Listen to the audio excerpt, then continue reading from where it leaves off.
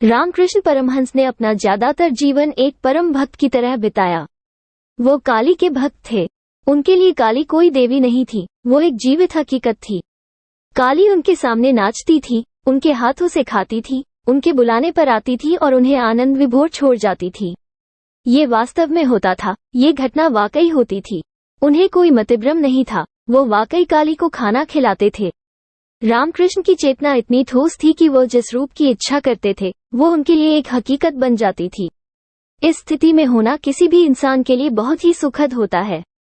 हालांकि रामकृष्ण का शरीर, मन और भावनाएं परमानंद से सराबोर थे, मगर उनका अस्तित्व इस परमानंद से परे जाने के लिए बेकरार था।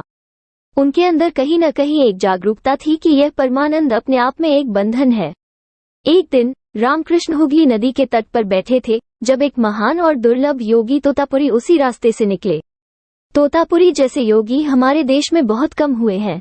तोतापुरी ने देखा कि रामकृष्ण में इतनी तीव्रता और संभावना है कि परम ज्ञान प्राप्त कर सकते हैं, मगर समस्या ये थी कि वो सिर्फ अपनी भक्ति में डूबे हुए थे। तोतापुरी रामकृष्ण के पास आए और उन्हें समझाने की कोशिश की, आप क्यों सिर्फ अपनी भक्ति में ही इतने लीन हैं? आपके अंदर इतनी क्षमता है कि चरम को छू सकते हैं। रामकृष्ण बोले, मैं सिर्फ काली को चाहता हूँ, बस। वो एक बच्चे की तरह थे जो सिर्फ अपनी माँ को चाहता था। इससे बहस करना संभव नहीं था। ये बिल्कुल भिन्न अवस्था होती है।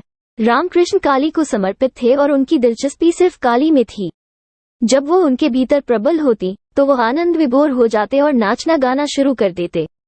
जब वो थोड़े मंद होते और काली से उनका संपर्क टूट जाता तो वो किसी शिशु की तरह रोना शुरू कर देते। वो ऐसे ही थे। इसलिए तोतापुरी जिस पर मैं ज्ञान की बात कर रहे थे उन सब में उनकी कोई दिलचस्पी नहीं थी।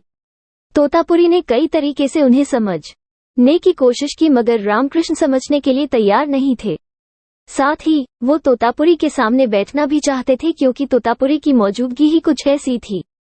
तोतापुरी ने देखा कि रामकृष्ण इसी तरह अपनी भक्ति में लगे हुए हैं। फिर वो बोले, ये बहुत आसान है। फिलहाल आप अपनी भावनाओं को शक्तिशाली बना रहे हैं, अपने शरीर को समर्थ बना रहे हैं, अपने भीतर के रसायन को शक्तिशाली बना रहे हैं, लेकिन आप अपनी जागरूकता को शक्ति नहीं दे रहे। आपके पास जरूरी ऊर्जा है, मगर आपको सिर्फ अपनी जागरूकता को सक्षम बनाना है। रामकृष्ण मान गए और बोले, ठीक है, मैं अपनी जागरूकता को और शक्तिशाली बनाऊंगा और अपनी पूरी जागरूकता में बैठूंगा।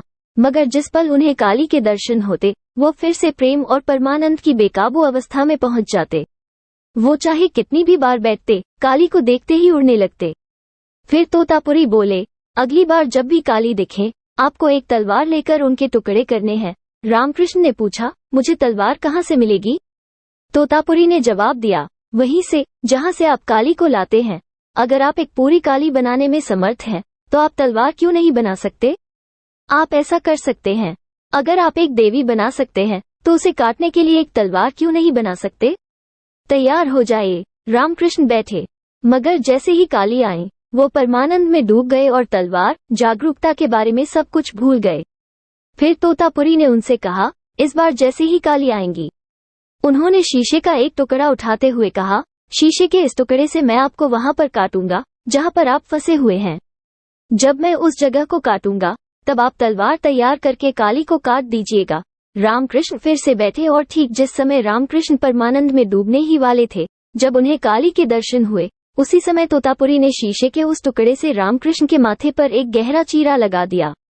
उसी समय रामकृष्ण ने अपनी लपना में तलवार बनाई और काली के टुकड़े कर दिए। इस तरह वो माँ और माँ से मिलने वाले परमानंद से मुक्त हो गए।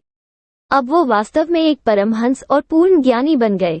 उस समय तक वो एक प्रेमी थे, भक्त थे, उस देवी माँ के बालक थे जिन्हें उन्होंने खुद उत्पन्न किया था।